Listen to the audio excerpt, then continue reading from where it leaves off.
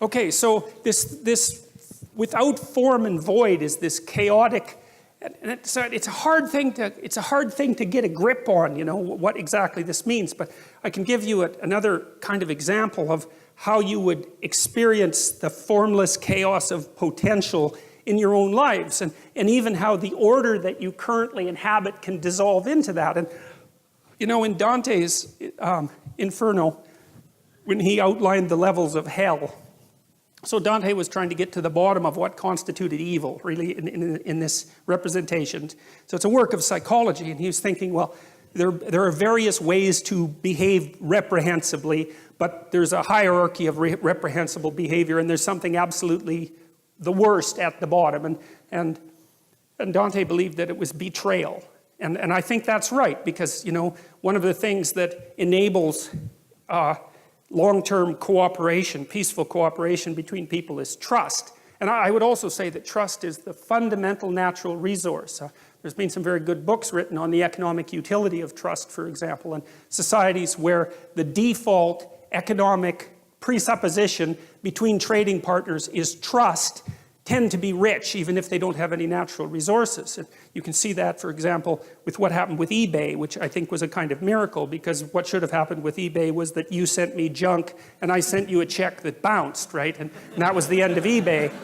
But, right, exactly. But that isn't what happened. Like the default transaction on eBay was so honest that the brokers, you could hire brokers to begin with. I can't remember what they were called exactly, but you could pay someone a fee so that they would guarantee the transaction. So, you know, you wouldn't send me junk and I'd actually send you a payment, and we'd pay 10% for someone to guarantee that. The default trade was so honest that those things vanished right away. And so that meant that all this frozen capital, roughly speaking, which were all the junk that people had lying around that someone else might want, instantly became money. And the only reason that worked was because people trusted one another. And so trust is an unbelievably powerful economic force, maybe the most powerful economic force. Anyways, if you have a relationship with someone, it's predicated on trust. And part of the reason for that is that trust is what enables us to look at each other without running away screaming.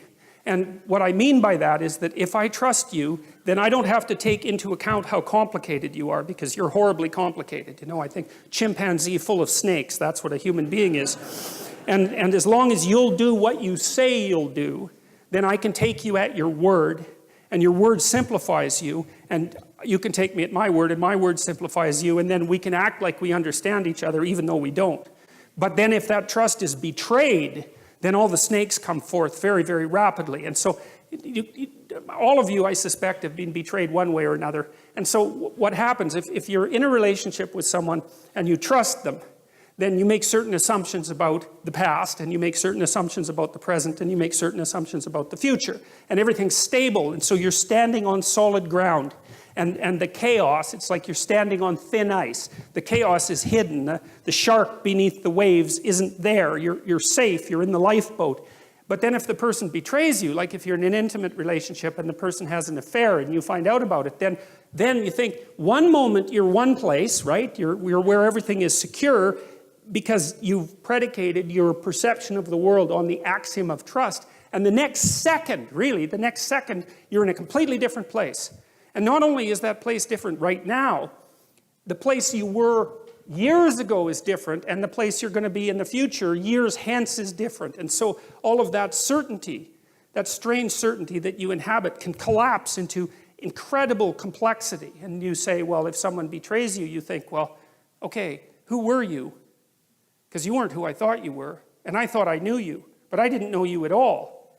And I never knew you, and so all the things we did together, those weren't the things that I thought were happening. Something else was happening, and you were someone else, and that means I'm someone else because I thought I knew what was going on, and clearly I don't. I'm some sort of blind sucker, or the victim of a psychopath, or someone who's so naive that they can barely live, and I don't understand anything about human beings, and I don't understand anything about myself, and I have no idea where I am now. I thought I was at home, but I'm not. I'm in a house, and it's full of strangers, and I don't know what I'm going to do tomorrow, or next week, or next year. It's like all of that certainty, that habitable certainty, collapses right back into the potential from which it emerged. And that's a terrifying thing. That's a journey to the underworld from a mythological perspective. And that is really something worth knowing. Because, you know, journeys to the underworld are extraordinarily common in mythological stories. And, you know, like the Hobbit going out to find the Smog, the dragon, and get the gold is a journey into the underworld. And journeys to the underworld happen all the time. And modern people don't understand what the underworld is, except that we've all been there. And we go there all the time.